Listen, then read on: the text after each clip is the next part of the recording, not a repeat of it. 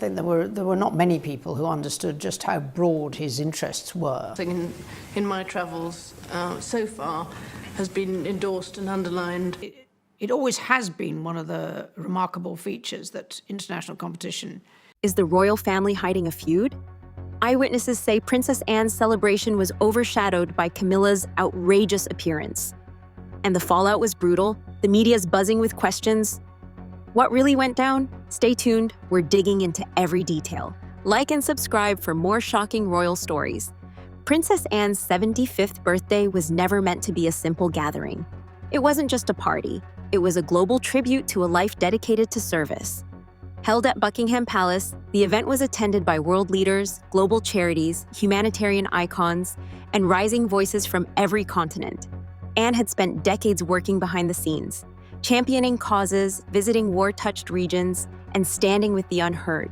This was her moment, not just as a royal, but as a woman who earned every applause with effort, not entitlement. The Grand Hall was dressed in silk and gold. Roses, Anne's favorite flower, lined the tables. International media outlets, from CNN to the BBC, had cameras locked in. The world was watching. The lights were set to celebrate Anne's unwavering spirit. But just as the evening reached its peak, something unexpected happened. As Anne stood at the podium, sharing heartfelt stories of the people she's helped, villages she's visited, children she's educated, the room was still, hanging on every word. And then, the doors flew open. Queen Camilla walked in. She wasn't scheduled, she wasn't on the program, but she walked in as if she owned the moment. Her appearance wasn't just bold, it was calculated. She wore a deep purple velvet gown, but not just any gown. This was the same dress Princess Anne famously wore during a landmark royal event in the 1980s, a dress associated with elegance, legacy, and quiet authority. The reaction was instant. Whispers fluttered across the hall. Guests looked around, confused. Reporters started snapping photos like lightning. Eyes, once fixed on Anne, now darted toward Camilla. Why that dress? Why now? The moment became clouded by questions. What began as a tribute to service was suddenly a stage for confusion. The applause that had filled the hall minutes earlier turned into an awkward, scattered noise. Some guests clapped out of habit, others looked to each other for cues. Anne paused. Her speech faltered, not from fear, but from pure disbelief. Yet her expression stayed composed. Her eyes met Camilla's, not with resentment, but with sharp clarity. Anne didn't protest. She didn't reclaim the spotlight. She simply stepped back and signaled for a pause in the program. That quiet move said more than any words could. And while Camilla took the stage with a smile, the audience wasn't fully with her. Something had shifted in the room. Respect now hovered over Anne, even from the shadows.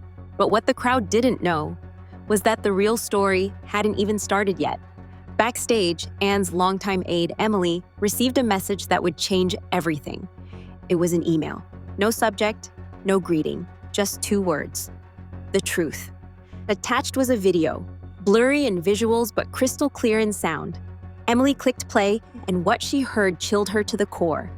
In the video, Queen Camilla was seen seated in a drawing room, alongside 2 close advisors. Her voice, cool and deliberate, outlined a plan. Camilla wasn't planning to attend the event in support.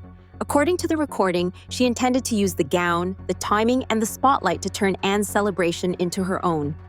"She lives on reputation," Camilla said. "But I have timing. That dress is my dagger." The advisors nodded, speaking about press coordination and shifting public focus.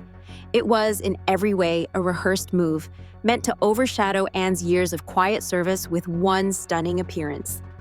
Emily, stunned, knew she had to act.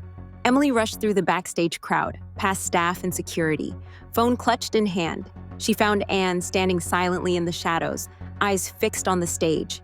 Emily whispered, "You need to see this." Anne didn't blink.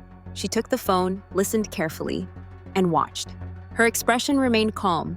No flash of anger, no outburst. Just that quiet, icy stillness Anne was known for. The kind that hides enormous strength beneath a composed surface. She didn't panic. Instead, she turned to Emily and said, "If she uses a knife, I'll use a mirror." Her plan wasn't to strike back with rage, but to reveal the truth on the biggest stage possible. And the moment was coming. Camilla finished her speech, smiling for cameras, unaware of what was about to unfold. Then Anne returned. She stepped back into the spotlight with quiet poise.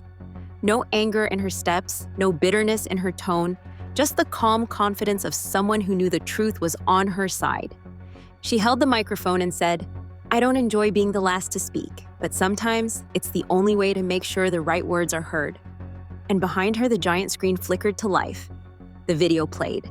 Camilla's voice echoed through the hall, heard by every delegate, every sponsor, every journalist. Her plan, her motives, her strategy, it all spilled into the room like a gust of cold wind. The reaction was immediate. Gasps, silence. Some guests dropped their heads. Others exchanged shocked glances. The air turned heavy with realization. Camilla, still on stage, froze. The confidence drained from her face. Within moments, royal staff guided her away. Not because Anne asked, but because the room no longer belonged to her. Anne's response became more than a moment. It turned into a defining chapter in royal history. As reporters scrambled to capture the scene, Anne stood there without flinching. While the public had just witnessed Camilla's bold move collapse, Anne did not gloat. Her posture remained humble, yet undeniably powerful. She could have spoken about betrayal. She could have corrected the narrative on the spot. But Anne was playing a different game, a game of quiet strength, rooted in grace. She didn't need to defend herself because her entire life had already spoken for her. Every act of kindness, every hour spent in forgotten corners of the world, every life she touched, those moments built an unshakable foundation. And in that hall, everyone could feel it. As Anne concluded her speech, she didn't make it about herself. She refocused on the people who mattered most, the communities she had served, the causes she championed, and the ordinary heroes around the world who never made headlines but changed lives every day. When Anne stepped down from the stage, the standing ovation didn't end quickly. It built and built, wave after wave, with heartfelt applause, tears in the audience, and journalists visibly moved. The cameras couldn't stop following her, not because of scandal, but because of the undeniable power of dignity. By the next morning, the impact was global. Major broadcasters aired the clip of Anne's dignified response. Newspapers around the world published editorials praising her restraint, wisdom, and true leadership. Social media turned Anne into an icon overnight. Hashtags like #GraceOverAmbition and #DignitySpeaks trended worldwide. Organizations that had worked with Camilla swiftly reevaluated their partnerships. Several charities quietly withdrew their endorsements, releasing statements that subtly but firmly emphasized their alignment with honesty and compassion. And Anne? She remained silent in public, but behind closed doors, she continued her work, meeting with community leaders, planning upcoming initiatives, and focusing on the causes closest to her heart. It became obvious this wasn't just a good moment for Anne. This was her turning point, her rise as not just a respected royal, but a beloved global figure whose influence stretched far beyond Buckingham Palace. In the weeks that followed, ripples of the event continued to spread. A major announcement from the International Charity Forum took everyone by surprise. The entire forum would be renamed the Anne Summit, not just as a token gesture, but as a lasting tribute to the values Anne embodied: honesty, humility, and a lifetime of service. But this renaming wasn't just for show. The Anne Summit quickly transformed into one of the most anticipated gatherings in the humanitarian world. Leaders from dozens of nations began applying for speaking roles months in advance. Invitations became coveted. Attendance wasn't about royal fanfare anymore. It was about real impact, real change, and real stories of hope. Anne embraced this evolution with open arms. She introduced new programs focused on uplifting women in underrepresented communities, funding educational projects in struggling regions, and expanding healthcare services in remote areas. The transformation was so profound that international organizations like the UN openly praised Anne's influence, noting that the summit had become a symbol of genuine progress rather than superficial appearances. One unforgettable moment from the closing ceremony cemented the shift in everyone's minds. A young girl from Kenya, just 10 years old, walked onto the stage carrying a simple bouquet of golden roses, Anne's favorite flower. Her name was Amara, a child who had once lived in a village with no access to education, but had recently been given the chance to attend school through one of Anne's initiatives. As Amara approached, her small voice filled the grand hall. "Are you the queen?" she asked, her innocent question carrying a power no adult could have mustered. The room fell silent, eyes moist with emotion. Anne knelt down, looked Amara in the eyes, and answered with a warmth that melted every heart in the room.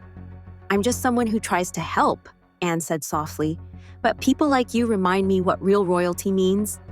The audience erupted, not with polite claps, but with genuine applause, the kind that comes from witnessing something pure and uplifting. This unscripted moment raced across media outlets.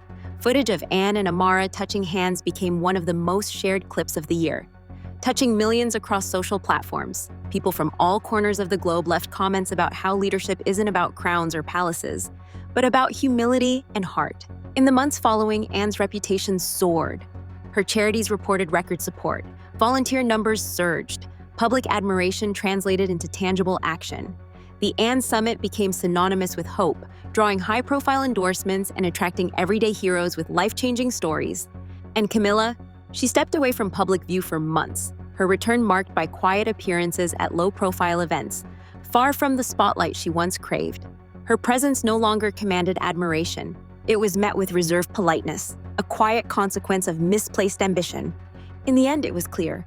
Anne didn't just reclaim her celebration, she elevated it into a legacy. Her quiet resilience became an inspiration. Her actions reminded the world that integrity leaves a far deeper imprint than momentary attention. The Anne Summit wasn't just a gathering anymore, it was a living reminder that true leadership speaks through compassion, not competition. And for the millions who watched the events unfold, the lesson was undeniable. Fame fades, but character lasts forever. So what do we take from this? Not every queen wears a crown, and not every stage belongs to the one who grabs the mic. Anne proved that truth doesn't need to shout. It simply needs to stand still long enough to be seen. Her quiet strength didn't just save her moment, it redefined it. What do you think defines true leadership? Is it how loudly someone speaks? Or how calmly they stand in the storm? Let us know in the comments below. And if you want more powerful stories about real character behind royal headlines, make sure to check out the next video right here. And don't forget to subscribe, because sometimes the quietest voices have the loudest impact.